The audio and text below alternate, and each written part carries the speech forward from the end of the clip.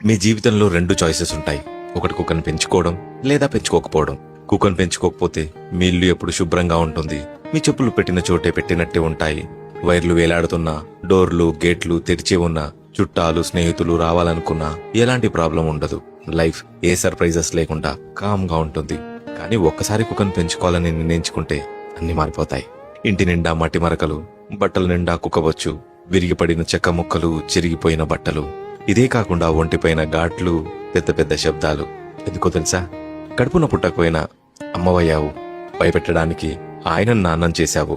అక్కని పిలువు అని కూతుర్ని అక్కని చేసి వాడితో గొడవ పడొద్దురా అని కొడుకుని అన్నం చేశావు. మొత్తానికి ఒక నోరు లేని చిన్న ప్రాణాన్ని ఇంట్లో భాగస్వామిని చేశారు. కారణం కుక్క. అది చెబితే వింటుంది, అరిస్తే అలుగుతుంది, కొడితే బాధపడుతుంది, నువ్వేడిస్తే వచ్చి ఓదారుస్తుంది, నువ్వు కనబడకపోతే వెతుకుతుంది, వెళ్లిపోయావని తెలిస్తే నిరాశ పడుతుంది. తన అమాయకమైన మొహం చూస్తే బాధలన్నిటికీ మరుపొస్తుంది.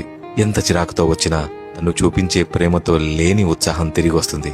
ఇలా నిస్వార్థంగా ప్రేమించే ప్రాణి ఓ 10 సంవత్సరాలు మన జీవితంలో కలిపి తన పూర్తి జీవితాన్ని మనకి అంకితం చేసి వీడ్కోలు చెబుతుంది. అయినా కూడా మనుషులు కుక్కల్ని పెంచుతూనే ఉంటారు.